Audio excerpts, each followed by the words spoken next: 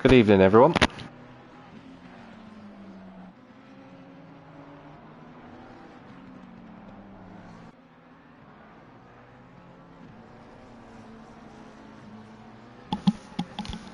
When Barcelona broke ground in the late 1980s, Spanish racing in the form of open wheel and GT racing didn't really have a climate. It was extremely successful within motorbike here, with plenty of greats such as Alex Creville making his way up through the 125cc ladders. But for four wheels, the heroes were few and far between. So the Spanish government came up with an idea to try and generate the next generation of racing drivers. Subsequent events, of course, culminated in the two-time world champion of Fernando Alonso. But Barcelona has a particular uniqueness about this circuit.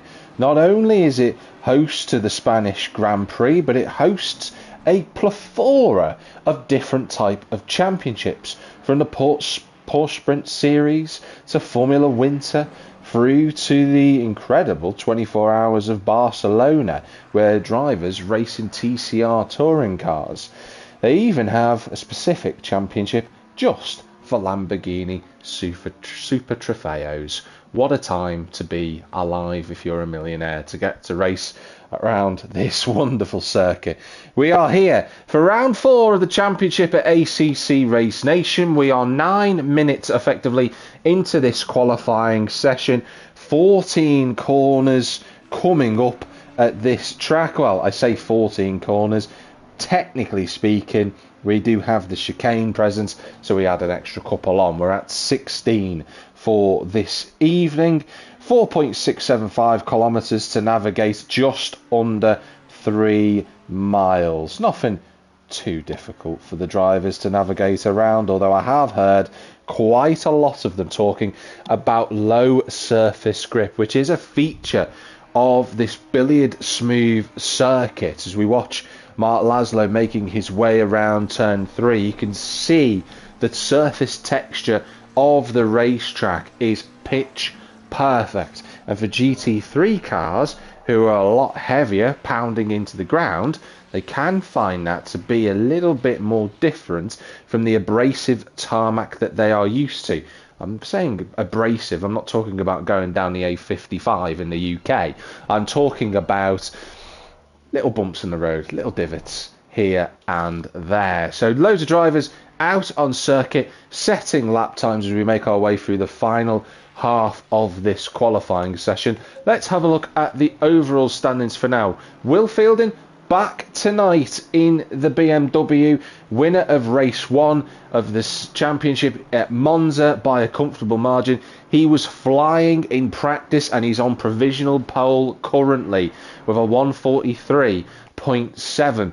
The only two drivers I saw within that time frame earlier on in practice were one of them right now. Rover Rakitamanga, 7 and a bit tenths away from provisional pole. It's Simon Whiting in 3rd, with Jeffrey Van Buren in 4th.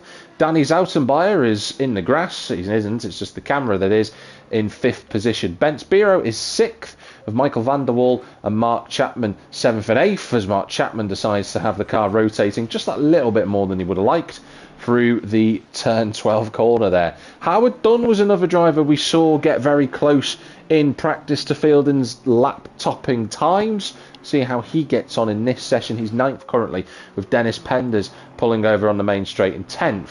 Jordan Harding is 11th in the Honda.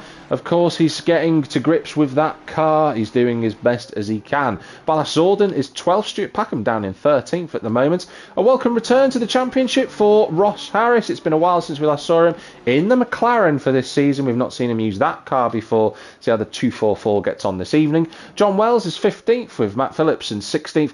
Mark Laszlo, as we saw previously on a lap, the number 8 driver in 17th. Steve Hall, who's been having all sorts of problems with his pedals, is in 18th place at the moment, but right now he is circulating, fingers crossed.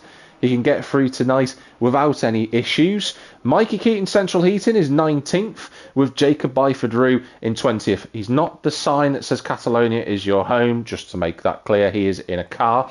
Joe Warner is 21st, and in the pits currently, Davey Zoutenbayer and Liam Watkinson, who looks like he's got a slightly new livery on his number 70 car. So that's something we'll have to try and keep a close eye on.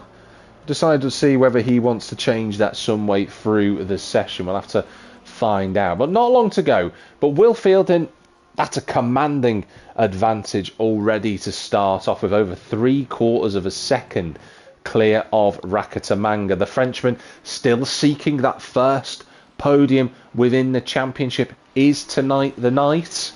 We will have to wait and see. He had a really good drive actually last week, did Rover, from the back of the grid at Paul Ricard, and now he's got an opportunity, not with a qualifying ban, to go and attack the circuit. We'll see how he gets on. Just to make you aware, tonight in terms of the drivers' standings, we are in a bit of a interesting state of flux at the moment, and I will explain what I mean in just a moment's time. But the two co-leaders of the championship at the moment, Will Fielding and Dan Hatton, have both missed a race. So Will Fielding, of course, he's on 32 points. Dan Hatton has won 2 races, but he is also on 32 points as well because of the dropped score scenario.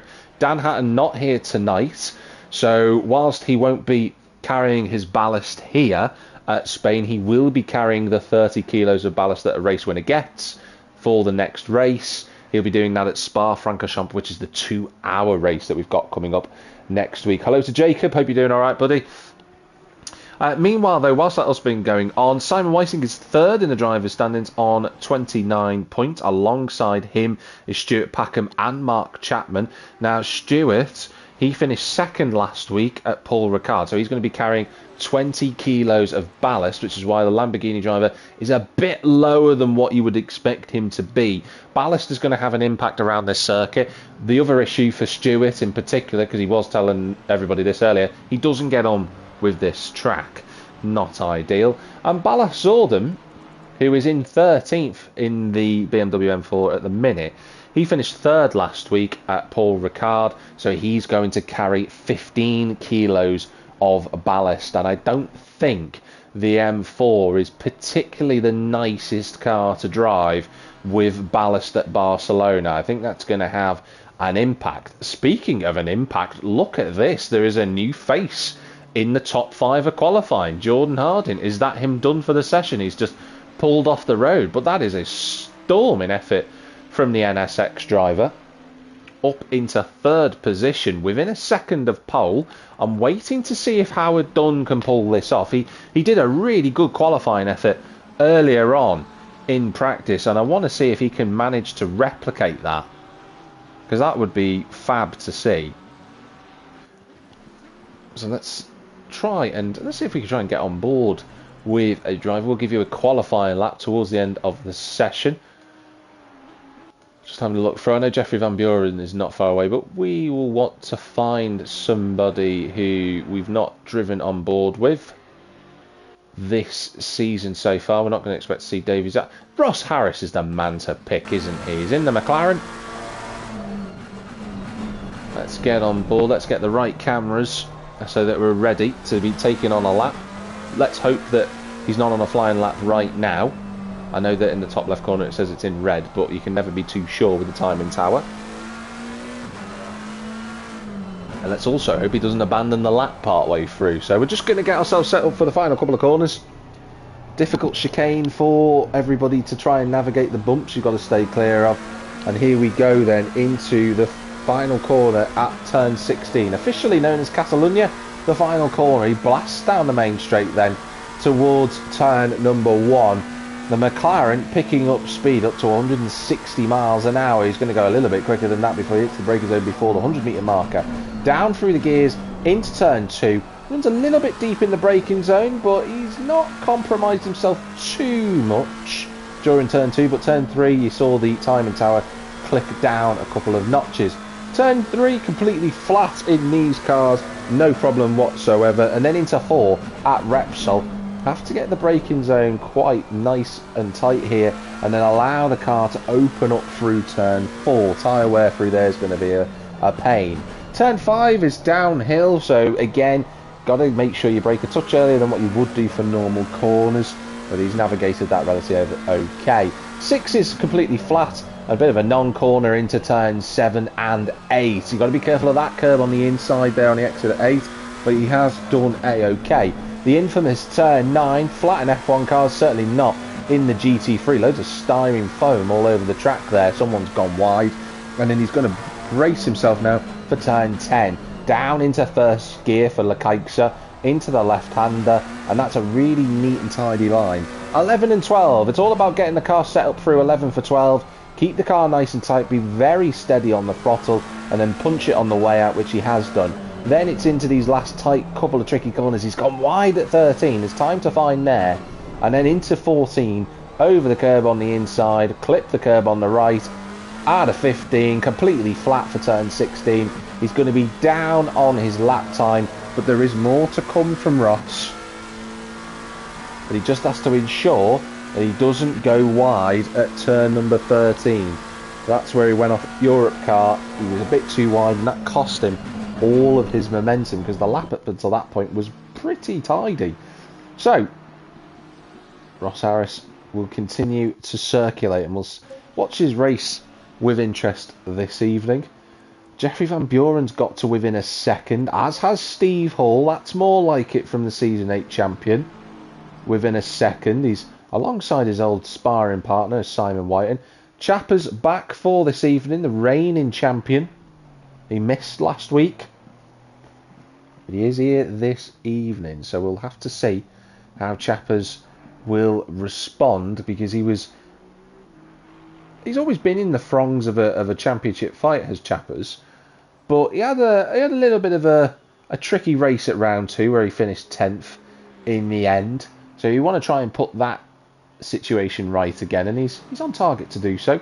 Less than a minute to go in qualifying. We've got a number of drivers in the pits. We're going to stay now from this perspective. Des Penders gets across the line. He'll get time to do this final lap. The 666 of Ballasorden, he's going to get another lap in as well. No improvement on that one. We're looking at Mark Laszlo.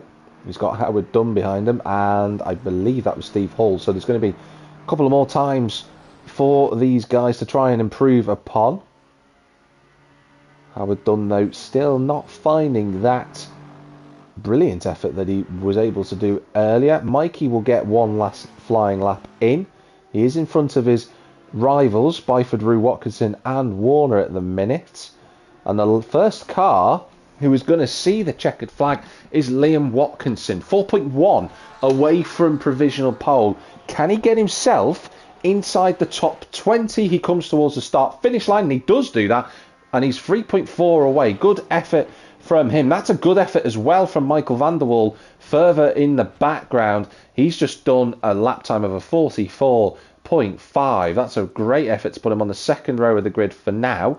Next car to come along is going to be Byford Rue towards the line. He gets that top 20 place back by 0.02 of a second from Watkinson, right with Mikey. So those guys all close together.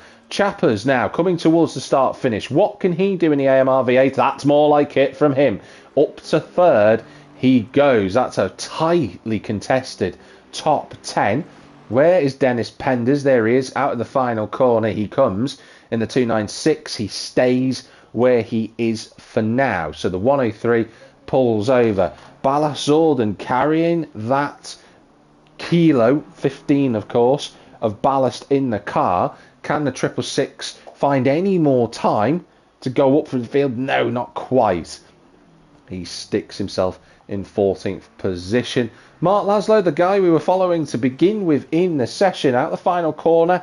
That was nice and neat. He was pushing the extremities as much as he could, and he does get himself within 2 seconds of pole position. Steve Hall has called it a day. We are waiting on Packham then two-time champion, trying to get himself into the top 6 if possible. He only needs 1500ths of a second to do it, but he can't find that time. So it's Will Fielding on pole position again, and that is a commanding advantage, over 3/4 of a second clear of Rover Rakatamanga in second place. There's a story for everybody. Can Rover throw the cat amongst the pigeons with Will and get in front of him at the start? We'll have to wait and see.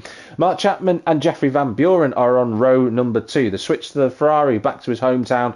All is going well for the Dutchman. Van der Waal and Harding are on row number 3, with Packham and Hall on row 4. Simon Whiting and Danny Zoutenbayer round out the top 10. Ben Spiro and Howard Dunn are on row 6, with Dennis Penders and Ballas Alden on row 7. Ross Harris back in the championship in 15th place there in qualifying, with John Wells alongside him in the Audi R8. Then you got Mark Laszlo and Matt Phillips on row number 9, with Mikey Keating and Jacob Byford-Rue inside the top 20. Best qualifying of the season so far for Mikey. He'll be encouraged by that, hopefully. Beyond that, you of course have Liam Watkinson and the other driver of Joe Warner. 2 drivers not setting a lap time in the end. We'll flick back to those 2 who they were shortly. So we've got a bunch of drivers ready for some action today. For those that are new to the channel, you are watching for the first time, just to make you aware, it's a 1-hour race now in front of us here at Catalunya and Barcelona. We'll wait and see if the drivers can navigate that with no concerns, and can Will Fielding take another race victory? That is the big question, but that's a staggering qualifying lap from Will, it has to be said. I've not seen a gap that big in ACC Race Nation for quite some time, and I think that does lay down a marker to everybody. So we're about to get going in less than 2 minutes time. The other driver, of course, I forgot to mention, was Davy Zoutenbayer. I am the 24th driver, but I'm a commentator, so technically, whilst I am a racer, I'm not racing this evening. I'm going to give myself a moment to just get myself up to speed, get my breath back, and we'll be ready for the race start in just a moment.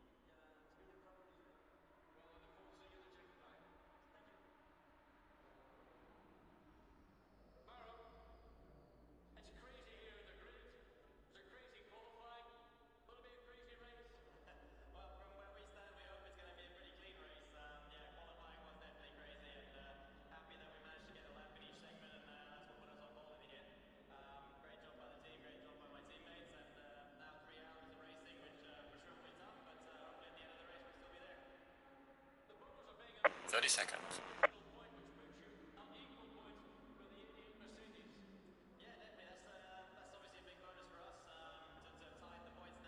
20 seconds.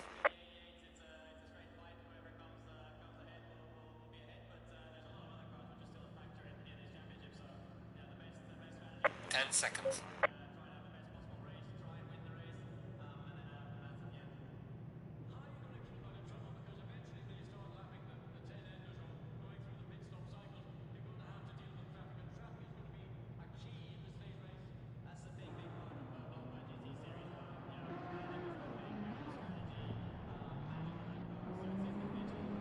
So Will Fielding there with a vigorous launch off the line, getting those rear tyres sparkling up to temperature as he comes towards turn 1 for the formation lap. We'll see how Will gets on. He's not raced alongside Rover Rakatamanga before. They've not really shared the same piece of tarmac. Of course, they have both been competing in ACC Race Nation this year. But for Will, they've not had the opportunity to go wheel to wheel with the Frenchman. And I'll be fascinated to see if Rover can do something a little bit different this evening. It'd be really nice to see another new driver at the front of the pecking order, even if only for a little while. Howard Dunn was saying in qualifying he's just hoping to replicate a similar time during the qualifying session. Jordan explaining that Will Fielding is exceptionally fast.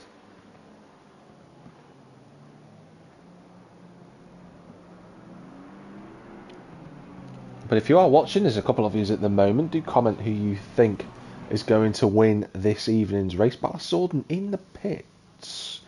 Now that is interesting. We've had a couple of drivers take advantage of starting from the pit lane. I wonder if Barcelona has a bit of an issue there.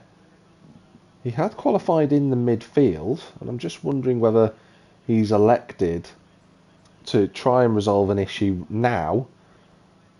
And because of the unique nature of Barcelona, because of its tight corners, maybe there's a possibility for a bunch up later on the opening lap.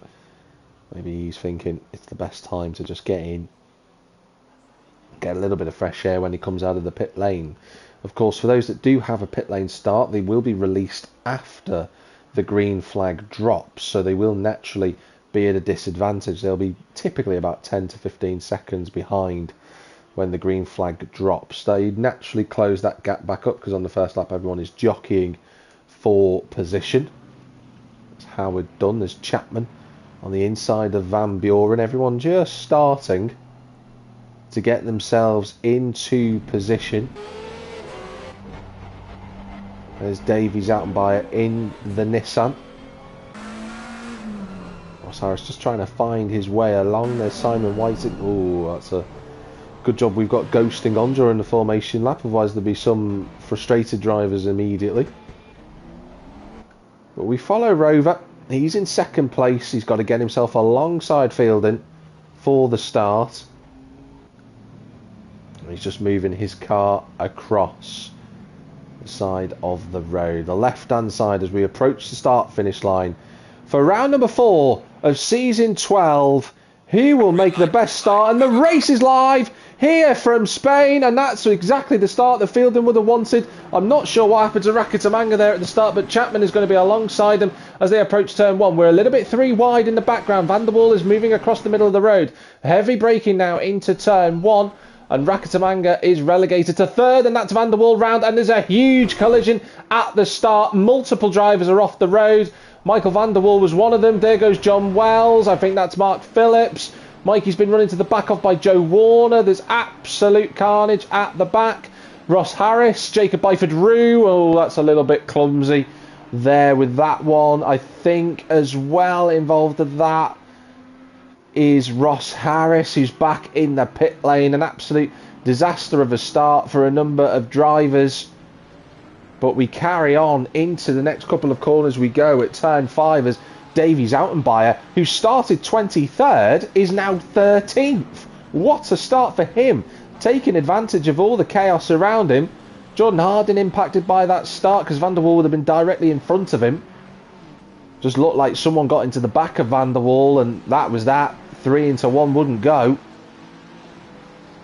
That is an unfortunate launch for a number of drivers. There'll be a steward's inquiry about that one, but Will Fielding leads the way from Chapman and Rover Rakitamanga. Let us get onto the timing tower. It's Packham in 4th, Whiting 5th, Van Buren's gone backwards to 6th, as has Hall.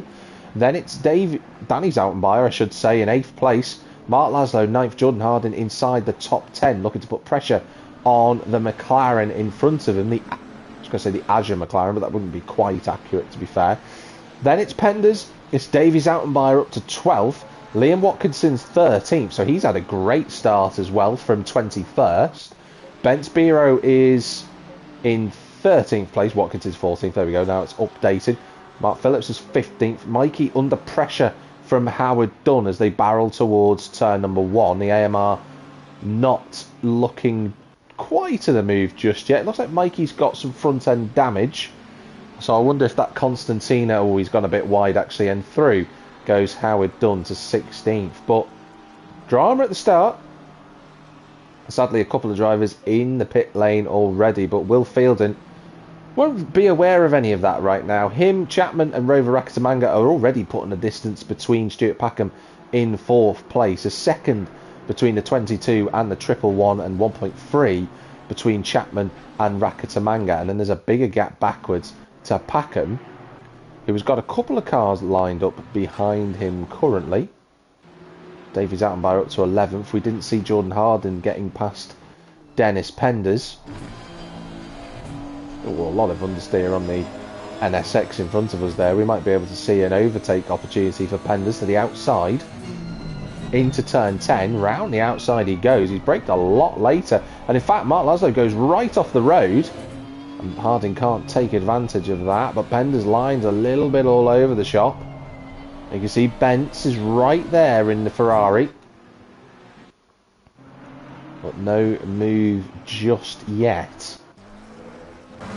Simon Whiting looks to pick it up against Stuart Packham. Don't forget, Whiting got his first podium of the season at round 2. Had a couple of mixed races either side of that. But Simon currently joint 3rd in the Drivers' Championship, which he'll not be thinking of right now, knowing Simon. There's a touch deep into 1. That'll compromise him through 2. And in the Camry, you can see that Van Buren in the 187 looking strong currently.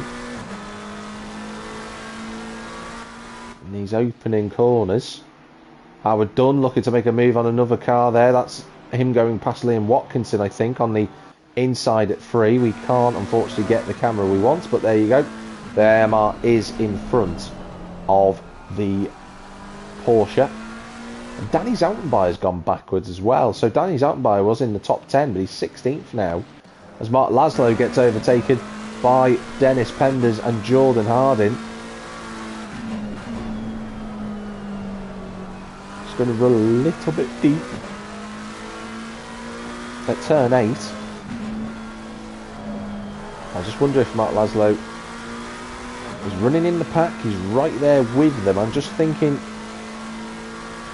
has he had a little mistake out on circuit? Ooh, that's a little bit deep into 10. That's going to open him up for an overtaking opportunity, but Davey cannot get on the power quick enough.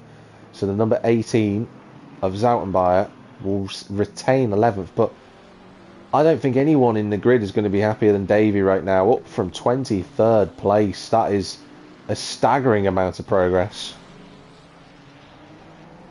Jordan Harding now in 8th position. Will be looking to just try and get his head down.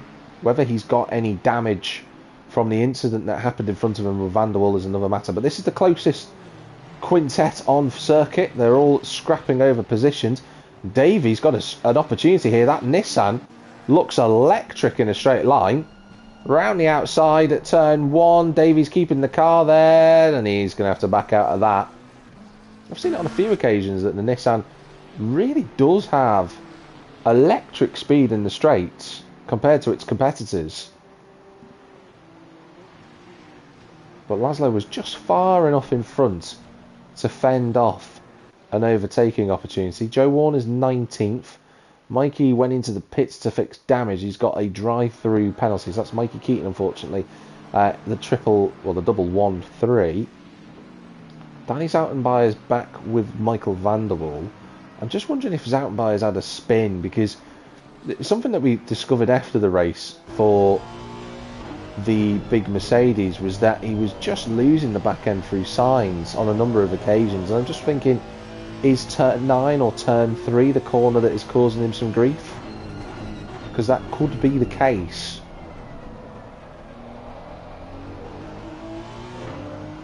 On board with Harding as he gets the car straightened up and ready for turn 12. Looks like he's pulling comfortably away from Penders and closing the gap down to Steve Hull. So that quintet starting to look like a quartet. The barbershop lot are going to have to go and audition for another member. John Wells, one of the drivers affected in the drama earlier on, but hasn't made a pit stop. So I'm just thinking, did John have another issue whilst that was occurring? Stuart Packham still leads Whiting and Van Buren behind him, those two squabbling over 5th place. Van Buren does, at this phase of the race, look a touch quicker than the McLaren driver. Mikey serves his drive-through penalty. Rover Rakatamanga doing a good job shadowing Mark Chapman at the moment for 2nd place, but Will Fielding has gone. He is 3.6 seconds in front of Chapman right now. That is astonishing speed from the number 22. That's Biro. Just this group, this quintet just briefly became a quartet. It is still a quartet, but I think Jordan is catching Steve Hall here. The gap now 1.3 seconds. I think Harding is closing the gap down. And I think that Steve is coming back to these drivers after the initial laps where everyone got shaken apart a little bit and some gaps formed. Steve is not looking as strong in these early stages compared to Jordan, but I think he will appreciate the fact that this is the first race of the season he's done the opening 10 minutes without having contact with anybody. And I think that'll be more important to him at this point in the time. Van Buren looking very close to Whiting then. Of course, the race director not giving us the camera we want. There you go. Look at that. He's on the inside. Van Buren brakes a little bit later, but Whiting tries to hang it all the way around the outside. Into the next corner they go. They lean on each other's door handles. Van Buren will have the inside line at turn 3, but Whiting keeps a nice tight line so that Van Buren can't open up the steering. It's going to be a matter of carrying this fight on into turn number 4 then. Whiting on the outside. Van Buren brakes a little bit later into the corner. Whiting will go underneath him. Can he just get the car straightened up? Yes, he can. But Van Buren looks to just about have the overspeed and the braking zone into 5. And if he blocks it off, which he does, nice racing between the two. But Jeffrey Van Buren moves into the top 5. Good battle that between those two.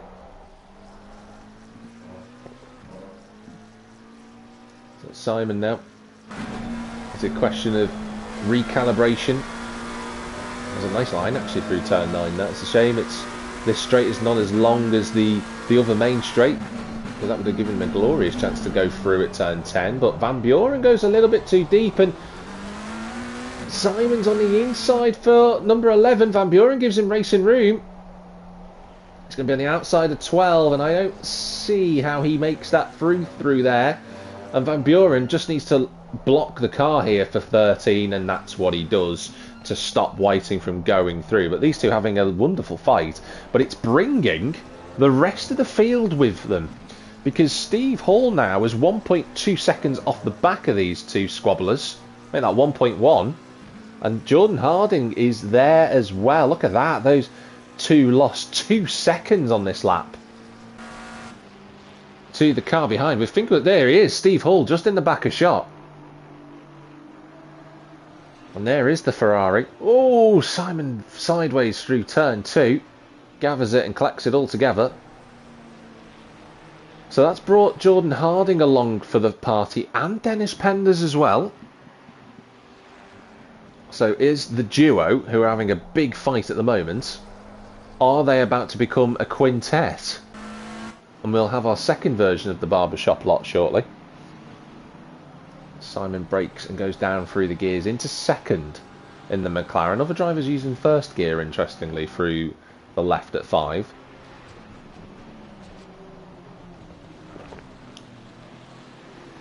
Whiting looking very... Since he got overtaken, Whiting's looked a lot stronger, actually. Maybe it was just the little bit of motivation he needed. He's strong again through turn 9, and Van Buren is going to have to go defensive. Into 10, he brakes a little bit earlier, does Van Buren.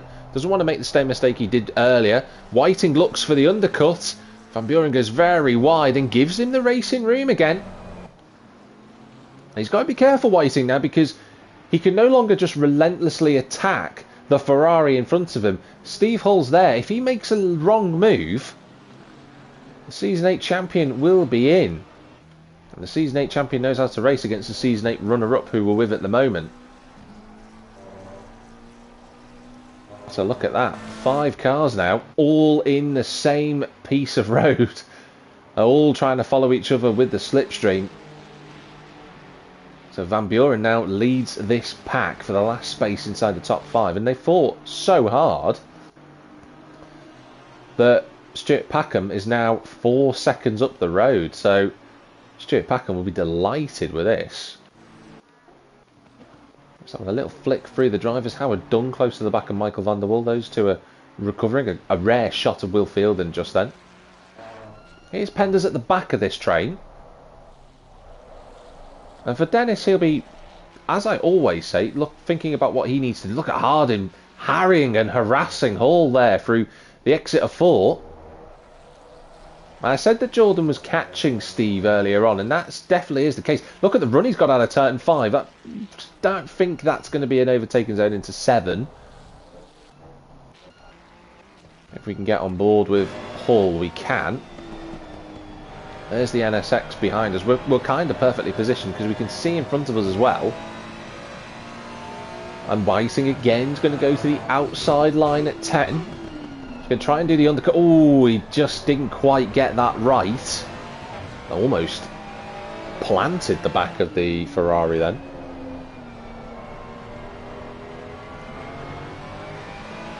Now, this is a good group at the moment. But the more they start all fighting with each other, the more the quintet will break up. Davies out and by is not a million miles away. That's a poor line from Van Buren. He's getting on board with Whiting. You can see how poor that was. We can see inside the rear diffuser. And if we look there, there won't be any more gaps at all. The McLaren is going to go to the outside line here at turn 1. They break into the corner. We're on board with Hall for this. Whiting just goes too deep at 1. There's no overtaking chance for him there. On board with Harding. Jordan keeping a tight line there.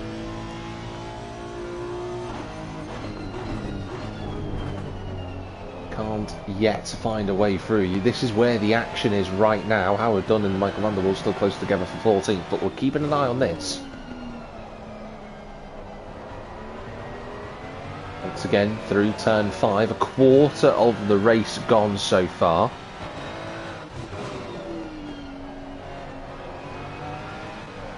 Pender's very close to the action. Davies not far away, you know. And if he does get to the back of this group, I'll be officially able to say that it's a sextet. One of nature's favourite words. Oh, I was going to say Whiting's got it a little bit wrong. And on the outside line is Steve Hall here for turn 11. But Whiting, due to the nature of that corner, can just shut the door on the front nose cone of that Ferrari. And that'll give Van Buren just a little bit of breathing room. In fact, Whiting's gone wide again. He's just got to get the car settled and straightened up out of the exit here for turn 15 and 16. And he does do that. So he should...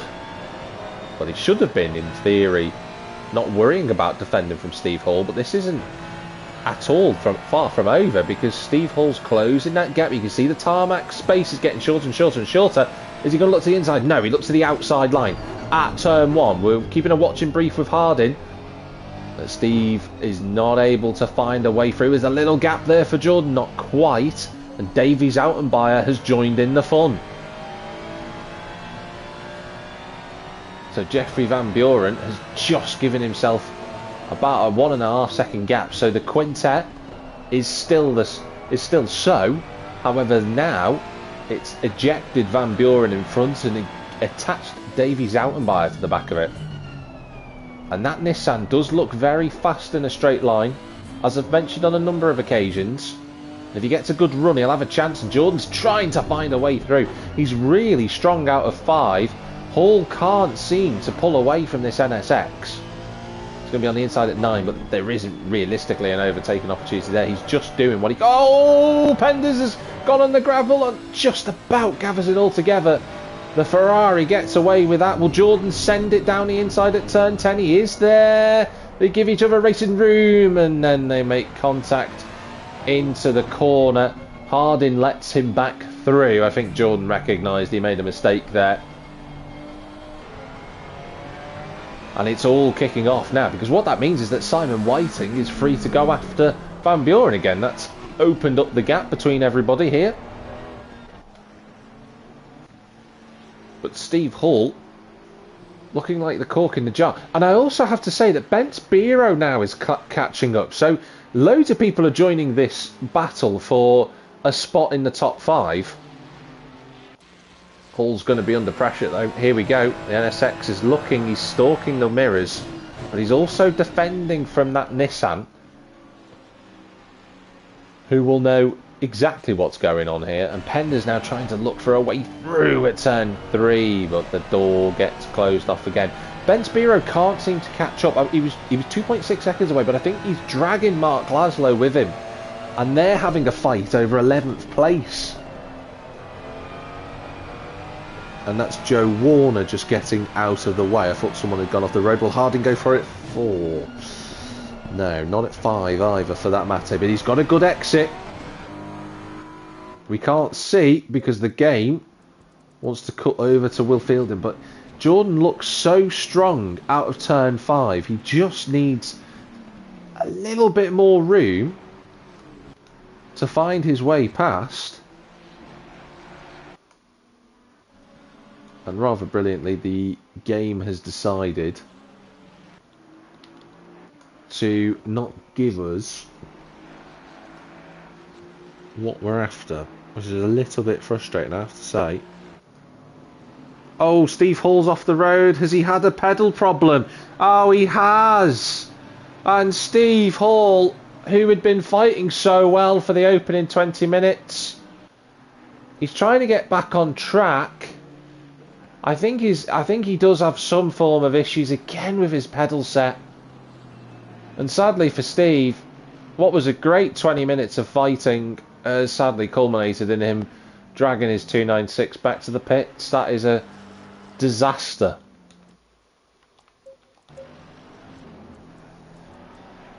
Sadly for Steve Hall, that's going to drop him into the pit lane, and he'll have to try and see if he can resolve the problems from there.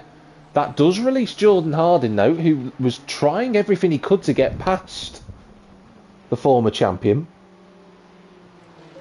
So Harding will have Penders and Davies Autenbayer with him. And these guys now will form the trio on circuit.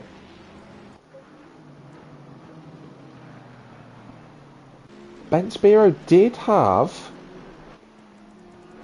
Mark Laszlo behind him, but Mark Laszlo is now miles in front of Bent. So those two have had a bit of a swapping around. Danny Zautenbayer has re-emerged in 11th place. Something had happened to Danny at the start of the race. I'm not quite sure what happened to him, but he was a little bit anonymous, despite how bright that livery actually is. But now it seems he's re-emerged and he's in 11th place. He's not far away from naturally won the top 10, because Mark Laszlo's only there in front of him. But he isn't that far behind the top 5. So can he do something about that? Oh, well, maybe not. He had a little slide there out of turn 12. Not ideal, as Simon Whiting then starts his re-attack on the Ferrari in front of him of Jeffrey Van Buren. Going to keep an eye on Davey Zautenbayer. Watch for the spools of the turbo kick in for the Nissan. It's a GT3 car, it doesn't have spools, but you can imagine it does. I know that the normal GTR does have twin turbo spools. But Davey, at certain circuits, especially on tracks with the Nissan where the surface is snooker table smooth, the Nissan seems to really shine and gives him a platform to really push on in that car. Steve Hall's back out, so he's got that problem resolved. It's director on director action here into turn 1, and John Wells just fired a warning shot into that corner there, and Steve saw him coming, so John gets through. They'll have a nice little interfight, those two. Van Buren still in front of Whiting. There's loads of action all around the circuit. Like, lots of drivers having a great time. Chapman is 8 seconds behind Will Fielden now after 12 laps. And Will just driving his race. He doesn't have to think about anybody at the moment other than his own lap times. Barcelona only just in front of Bence Biro, who's gone backwards as the Ferrari. I'm wondering if he's got damage on that 296 GT3. Let's just have a look at the cars that come out of the... He's got a bit of damage at the back of the car. I wonder if that'll be affecting him much. Howard Dunn has climbed back through the order too.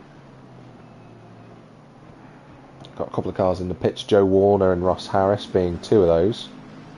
And that's a yellow flag for yes, it's Matt Phillips who's gone off at turn 11. I wonder if he's just braced the curb a bit too much. Chapman in second place, being stalked by Rovo Rakitamanga at the moment as Byford Rue kicks up all of the polystyrene boards on the exit of turn 9. There's Liam Watkinson in 16th place. Davies out and by he was right with Penders and Harding. I wonder if there's been a attempted overtake and it's gone wrong.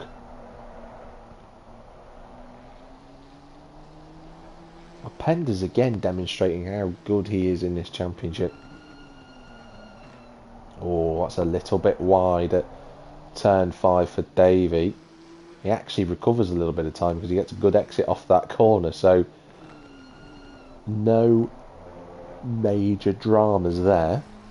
There's Ross Harris still circulating. He was in the pits at the end of lap 1, well, before the end of lap 1 actually, so Ross is sadly consigned to the back of the pack. On board with Whiting then.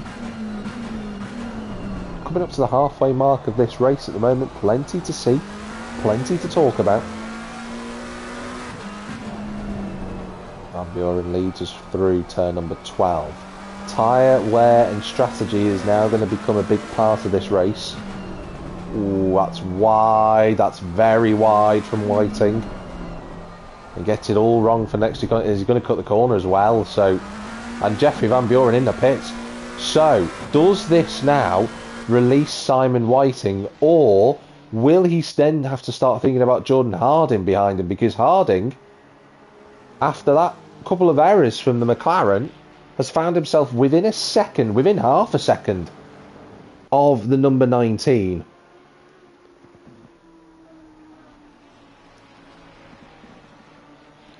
So Whiting will have gone from being the attacker to the defender. Dennis Penders has lost a little bit of time to Harding, and he's now over a second back, but don't rule that out being reclosed because of the fact that Harding now might start wanting to fight with Simon. Jordan is a sensible driver. He won't do anything ridiculous.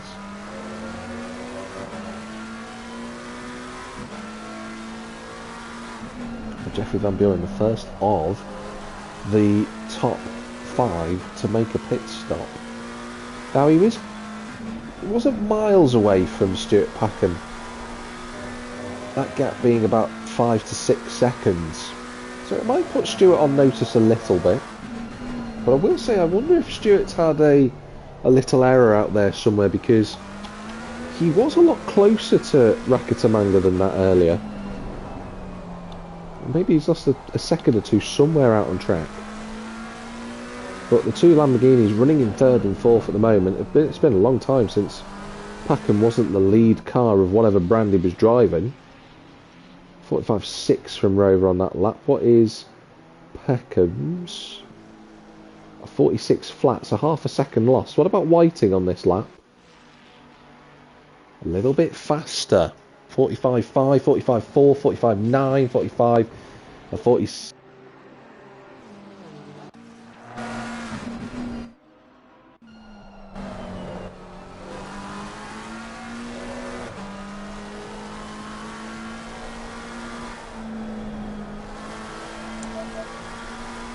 So yeah, those drivers all fighting relative to one another, but it's Whiting and Harding who are currently looking at the fastest of the drivers running from 4th to 7th place. Davies out by had some form of issue. Let's just go now back to the garage. So Van Buren, the lead driver who has made a pit stop. He will be coming up to traffic in the form of Liam Watkinson, who doesn't have to get out of the way of him. So we will need to try and find a way past the number 70. He does also have Joe Warner in front of him, but that will be lap traffic, so Joe will need to move out of the way in the Mercedes. But Van Buren now has a chance to just do some lap times without any pressure from behind or in front of him.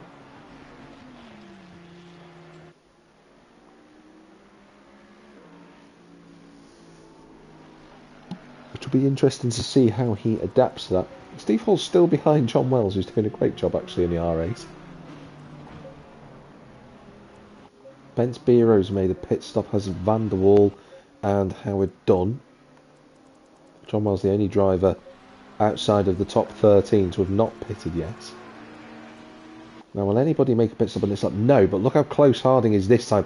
Whiting's got to defend. He knows the NSX is there. The black and orange moves to the left-hand side of the circuit. Can he brake a little bit later than Whiting, or will he try to do the undercut into turns 1 and 2? Tries to get the car, slides through the corner though. That might have just compromised him through 3. See if we can get on board with Jordan. There you go, live driver's eye shot from the cockpit into turn number 4. A little bit of correction mid-corner from the NSX. Into first gear at the left-hander at 5. McLaren looks very tidy off the corner. So, whilst Jordan was putting a massive amount of pressure on Steve Hall out of that corner before, it doesn't look like Whiting's struggling to the same extent. He's got a car in the pits at the minute, number 73. Has decided now is the time to pit. I mean, we are at the halfway mark of the race. So it doesn't surprise me that there are drivers now making these stops. But is the undercut worth it? We'll have to see.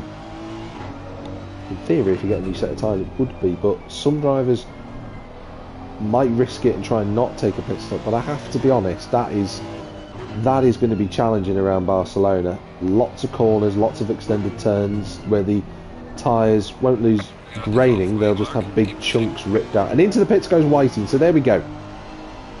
I did say we are in the pit stop phase. Rover Rakatamanga has also pitted from 3rd place, as has Dennis Penders. Now Jordan will typically take a longer stint on the first set of tyres that he is running, but he will now have clear air to do something with. Little fight going on here between Harris, Wells and Hall.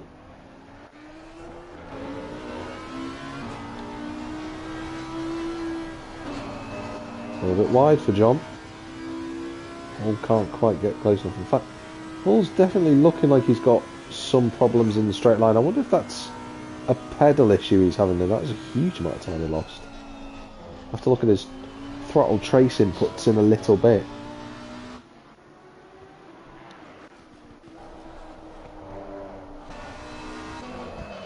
Oh, we've just joined Mikey at a bad time. The Lamborghini Mobile bins it out of turn number 7. I think Mikey just a bit in shock actually and returned to the pit lane, so that's unfortunate for him. Rakatamanga is in 9th place. Whiting has come out in front of Van Buren, interestingly. Not by a lot, but by enough. And Whiting was, after he'd been overtaken by the Ferrari, was then trying to get past him again. These two very equally matched. They have both come out much further behind Rakatam. Oh, Van Buren with an interesting line out of 4, but they have come out a little bit further behind than Rakatamanga than they did when they'd entered. So the number 14 doing a sterling effort here in Catalonia.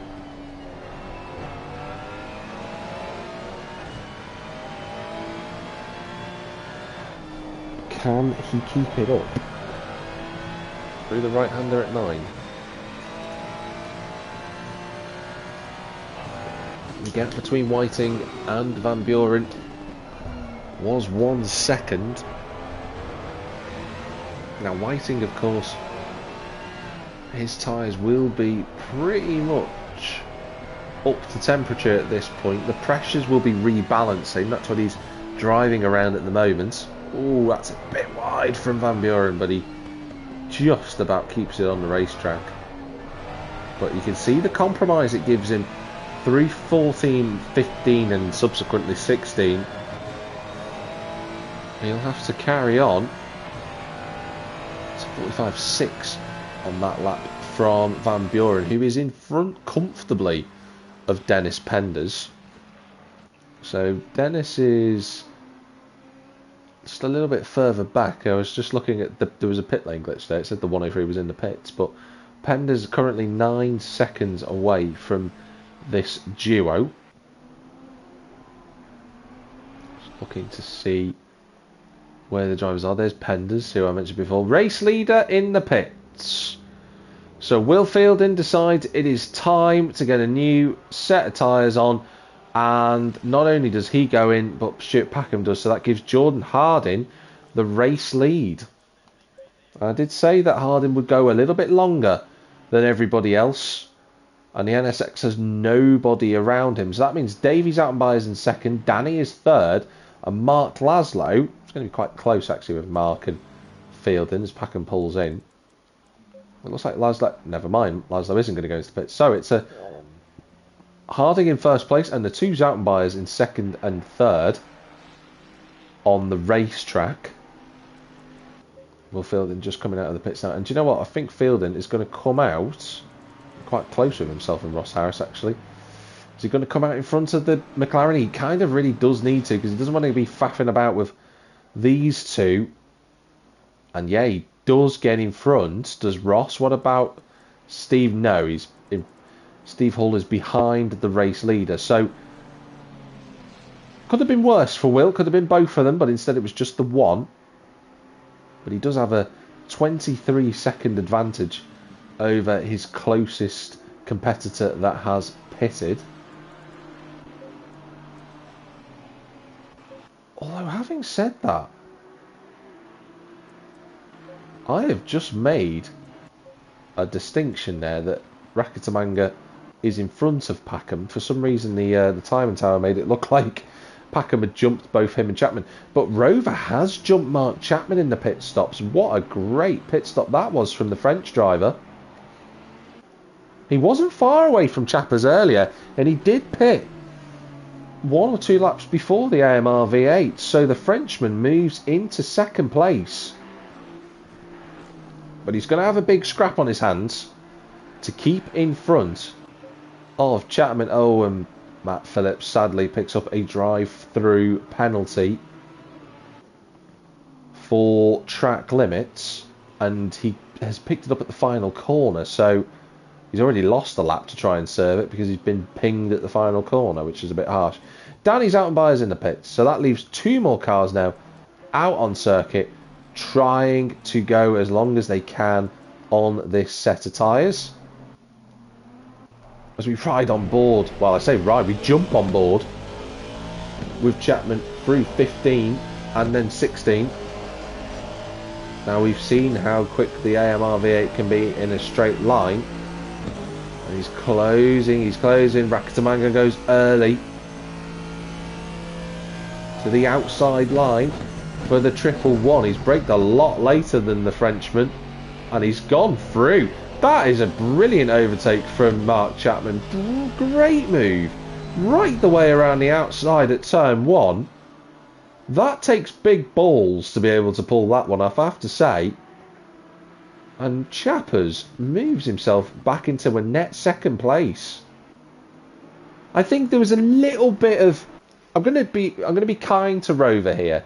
I think there's a little element of I'm on for a podium and it's never happened before. And I'm just wondering if Rover thought, I won't make it too difficult for him to go through. I want to get this P3.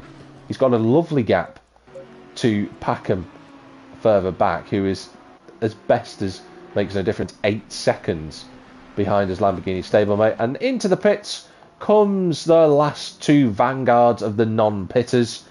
Harding and Zoutenbayer separated by 6 seconds as they went into pit lane. No issues for them with pit lane speeding going in. They want to make sure they do that on the way out. So Will Fielding will take back control of the lead of this race. And I mean, he's got a firm grip on it. He's 15 seconds quicker at the moment. So I say 15 seconds quicker, 15 seconds in front of Chapman and Rakatamanga.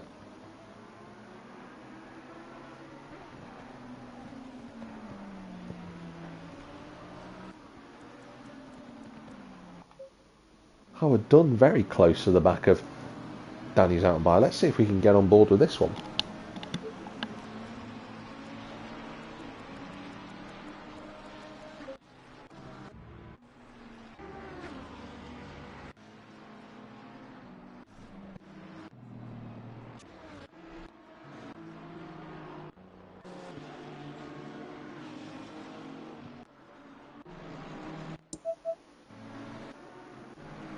Well, we've managed to go through the whole field and we still haven't picked up Howard Dunn, but we have now.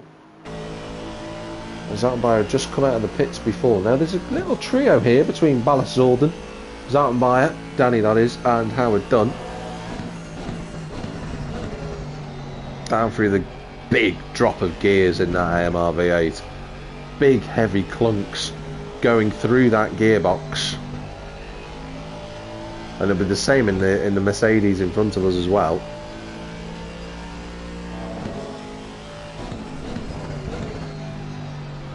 Into Repsol at turn 4. The Mercedes doing a solid job since his pit stop. Can he recover back into the top 10? He's got Ballas Zorden just in front of us. We can see him going towards turn 7 right now. And I think that gap is closing a little bit between Ballas Zorden and Danny Zoutenbayer.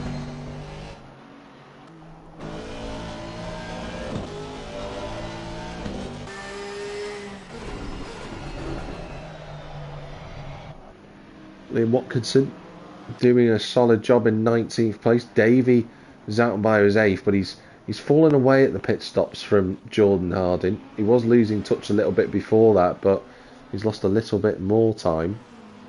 Simon Whiting, the quickest of these 4 cars, fighting for 4th, because Stuart Packham is less than a second in front. So I'm not quite sure whether the pace for Packham is disappearing because of the ballast, but he was comfortably clear of Whiting earlier. But that gap now less than a second, and we're going to have ourselves a big bonanza of a fight going on here. That much is certain.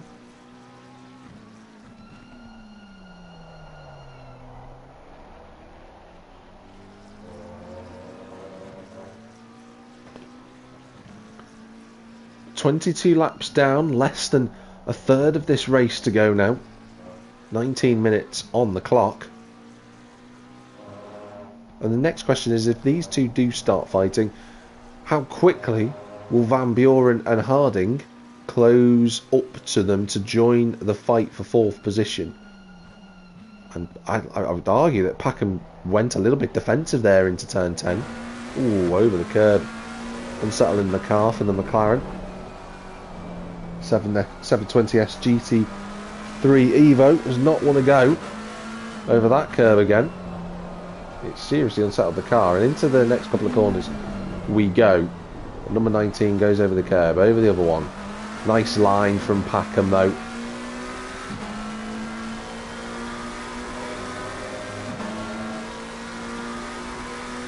No problem whatsoever.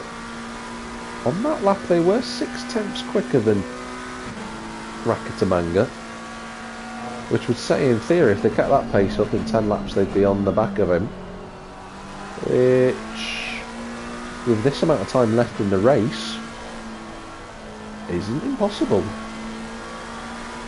So Rover's just got to pull his socks up, refocus, and just get back into the time trial rhythm that he was doing before.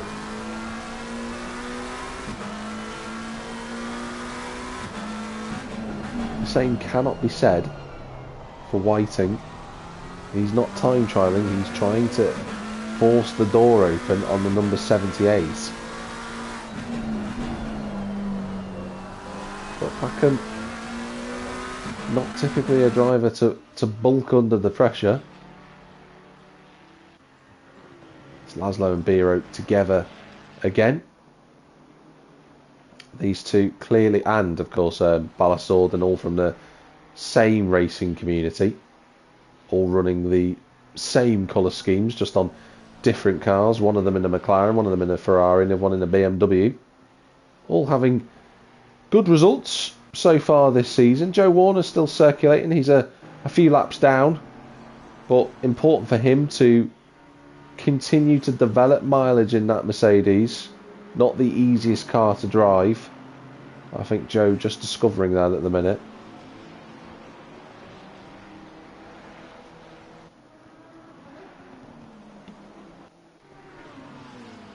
Looking to see Jordan Harding, the fastest driver in this quartet.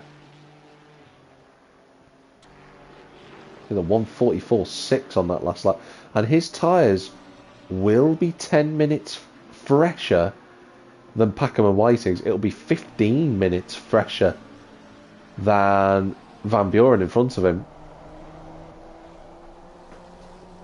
And although Whiting and Packham are engaged in a tense duel, we're about to have a second intense one here at Barcelona.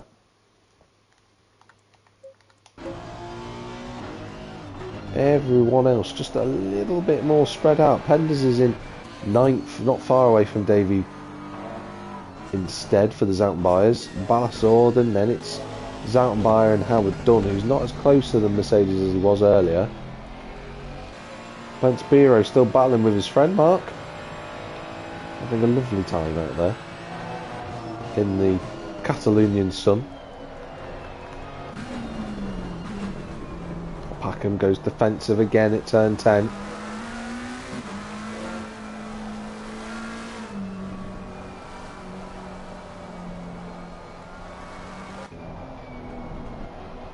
Getting a double vision shot there of both Harding and Whiting, trying to get past the staunch defence that is presented to them right now. A little bit tighter from Van Buren. He's trying to get that exit. He's done a good job. Have a look at Whiting. He is a little bit closer to Packham, but a Lamborghini is just far enough ahead. And the same can be said for the Ferrari against the Honda. There's no real change, but that Honda has definitely come alive at this track tonight. It's a little bit wide from Whiting. It's not done him too much damage in terms of lap time. But his tyres will be struggling a little bit more as they come up behind Warner. And Warner's in a bit of a bad place here. He gets out of the way in the end. And thankfully for Packham, that didn't become something bigger than what it could have been. As Whiting goes over the curb, this is intense times now for Packham. Whiting had to brake really early then. It's actually compromised him through 9. Packham can breathe a sigh of relief at that at turn 10. Where's Harding relative to Van Buren? He's right there. Now, Warner is getting... Is he out of the way there? Oh, Van Buren wasn't too short. But again, Warner just trying to get out of the way, really. He's not trying to be a bother. He's trying to move into a safe spot. But these two are really starting to ramp up the battle now, and it's just preventing them closing the gap through to 4th place and 5th place.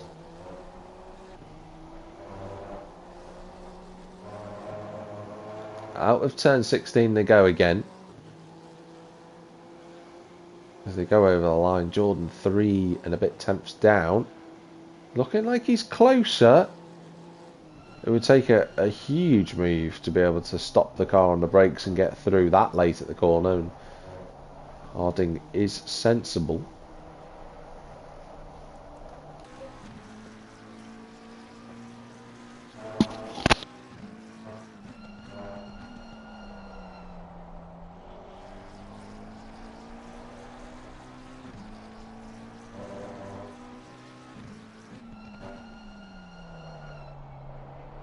That's close for Whiting into 5 as a back marker just moves out of the way.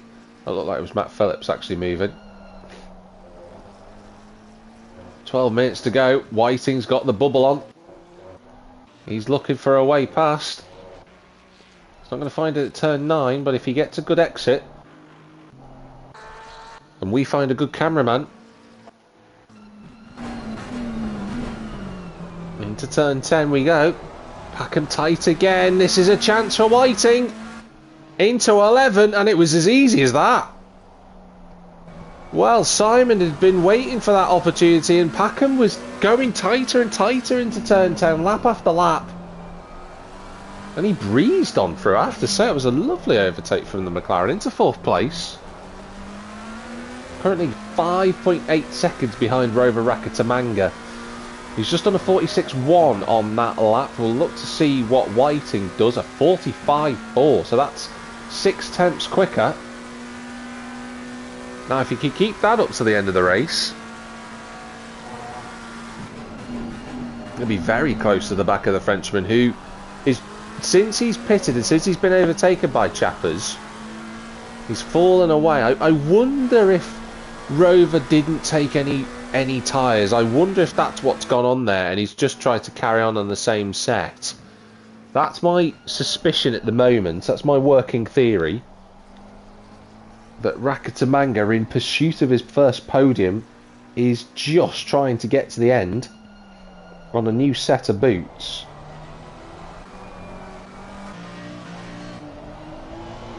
Oh, side by side out of turn 5, but Harding can't find a way past there. He won't find a way past at 6 either, nor through 7. Wide for Van Buren, but out of 8 he doesn't have to care too much. It's all about the exit at 9. Jordan up on the curb. I think if Jordan wants to go through, he's going to have to send this, I think. Van Buren wise to it. He brakes a lot later, does the NSX. Outside line, tries to get back underneath, but arguably went just a little bit too deep into that corner. At the right hander we go. Into number 13. At this point in the race, Harding will be thinking he can not get just Van Buren, he can get Packham as well.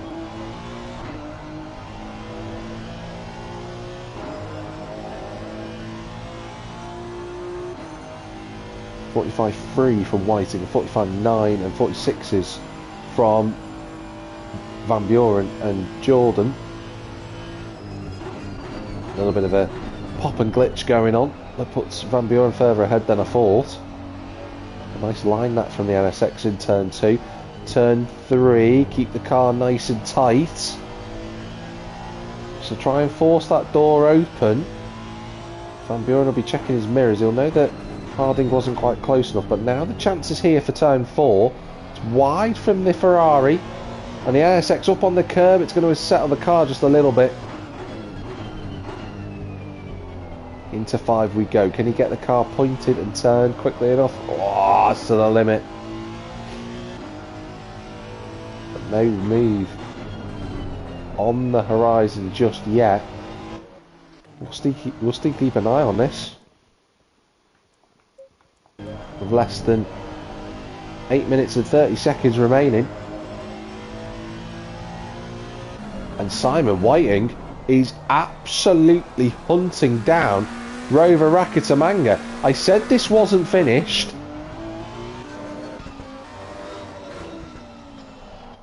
Rover is dropping like a stone, the Frenchman, in terms of lap time. He's got a bit of traffic in front of him that he's got to try and get past. Byford Route naturally got out of the way. And he's also out of the way of Simon Whiting. So let's have a look as he comes across the line.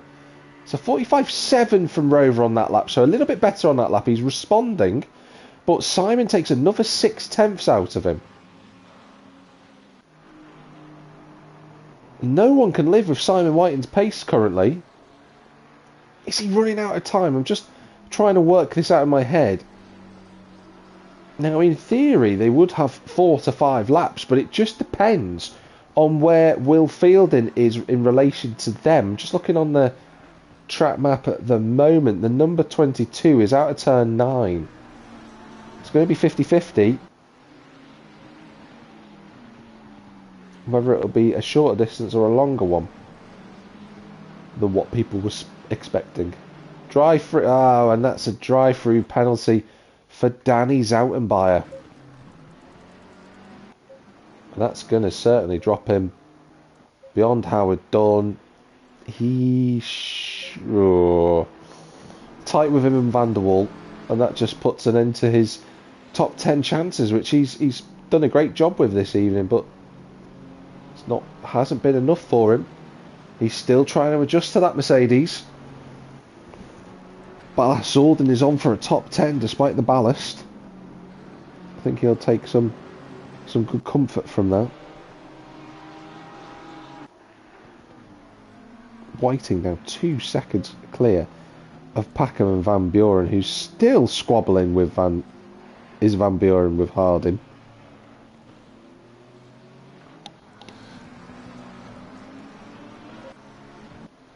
Back on board again. This time with Van Buren.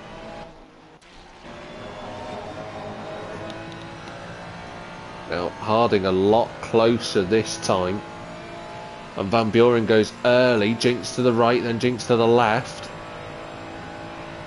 Jordan Harding moves to the out to just fill the mirrors really.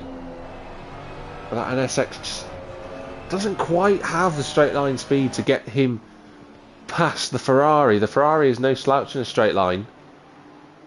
It's a tighter line again from the Honda. He's putting Van Buren on notice.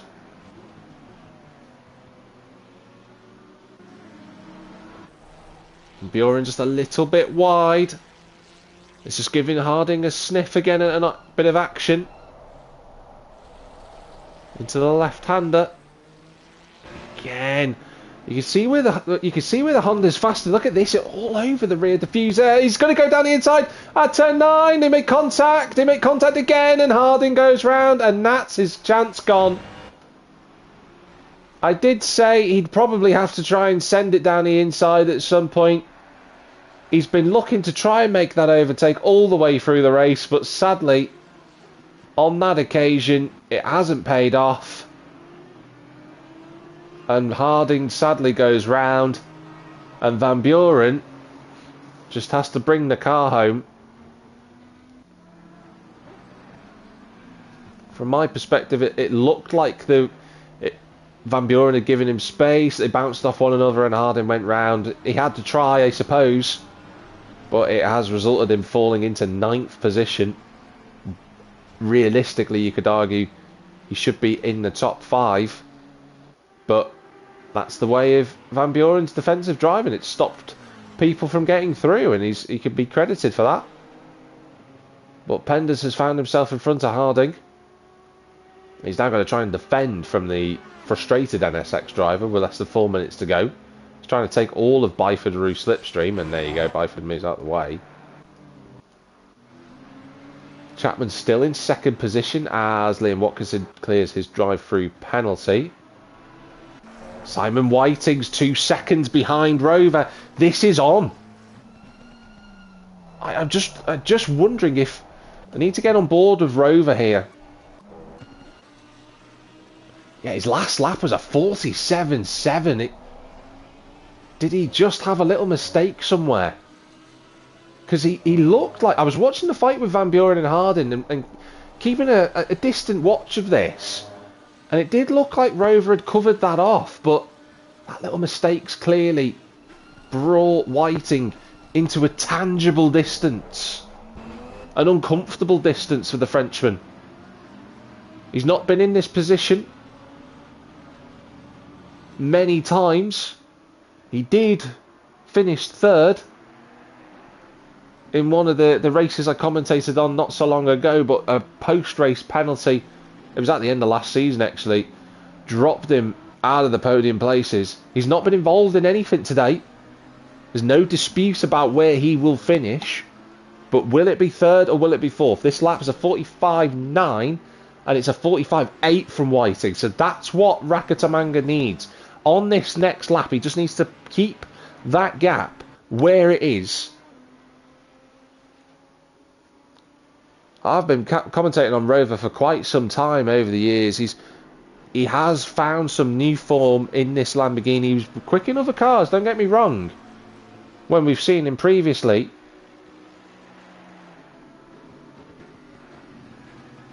But this season, he's been very, very quick.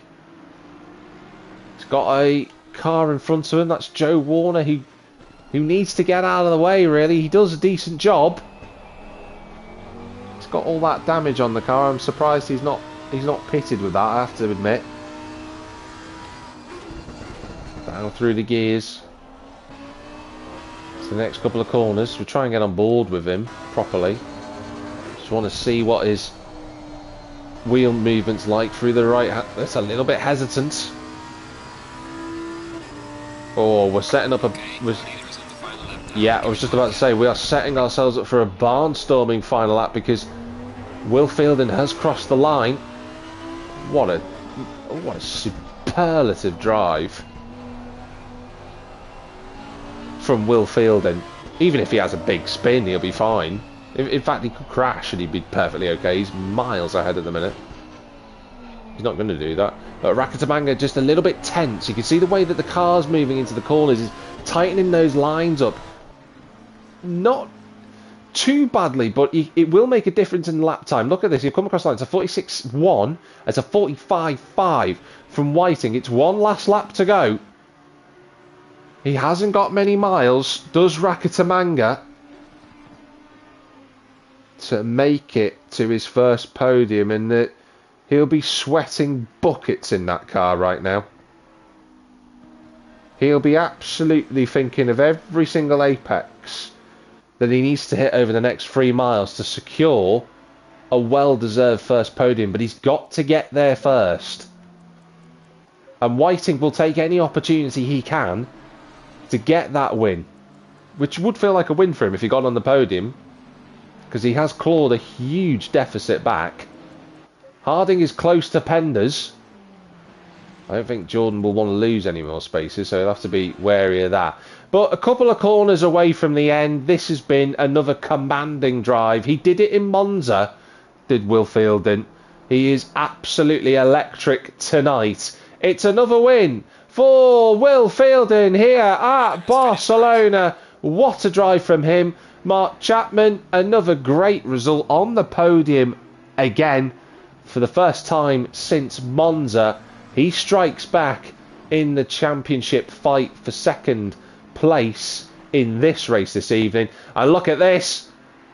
Rakatamanga, he's got 4 corners to go. He's just got to keep it smart. Whiting's not going to be able to dive bomb him into these last few corners. He's just got to keep it nice and tidy. Out of the final corner he comes. It's a first podium for the Frenchman at long last. Rover Rakatamanga finishes on the 3rd step of the podium. A great drive for him. A brilliant fight from Simon Whiting to bring it to the Frenchman in the end. He will finish in 4th. Packham is 5th with Van Buren in 6th. Only just in front of Davies Autenbayer, who's appeared later on in this race. Dennis Penders is just going to hang on to 8th from a frustrated Harding, no doubt, in 9th. Ballast Zorden, with his ballast, will be in 10th position in the 666 car. Howard Dunn in 11th in the AMR V8. I don't think he'll be too displeased with that. That's a good drive for him after some shenanigans earlier in the race. Danny's Autenbayer, after his penalty that he had to serve, he's behind the walking wounded that is Joe Warner right now. I mean, that is the type of lid that you would expect to see on a lawnmower when you're opening it to empty it out on the front of that machine. And there you go, he's taken up the lawnmower and there you're right there. But it is Will Fielding with a brilliant race victory. here at round 4. It's Mark Chapman in second place. Rover Rakatamanga, his first official podium in the series. No worries to worry about for him in the steward's room. He's going to take third place. Simon Whiting in fourth, with Packham in fifth, Van Buren sixth, Davies out and Bayer in seventh, Dennis Penders in eighth, Jordan Harlan in ninth, and Ballasorden rounding out the top 10. Howard Dunn, Danny's out and Bayer, Michael van der Waal, Bence Biro and Mark Laszlo rounding out the top 15. Matt Phillips, John Wells, Ross Harris, Liam Watkinson and Jacob Byford-Rue inside the top 20. Michael Keating, and that would be Joe Warner in 21st and 22nd place. We sadly lost, actually correction, we've got Steve Hall in 21st place with Joe Warner 22nd, Mikey Keating in 23rd. No retirements today, despite some trouble out there for Steve. Thankfully he didn't retire in the end. So that is the race for tonight, round 4. Well, we're coming up to the third waypoint of the season. Round 5 next week, of course, will be the big one. It's the 2-hour event that will be happening around a historic Spa-Francorchamps circuit. Don't miss that one on the 11th of March. That is going to be some exciting action for absolute certain. We'll wait and see in terms of a live stream what will be happening with that. I know a lot of people have been asking me whether I'll be able to commentate on that. It is 50-50 at the moment. If I can or can't, we'll have to wait and see. Hopefully I can, because I always look forward to the 2 hours, and I've not been able to commentate on Spa for quite some time. But that is it from me, Jack Millington, here, commentating as always on ACC Race Nation. Thank you very much for watching, or wherever you might be in the big wide world. Have a good one, and we'll hopefully see you next week.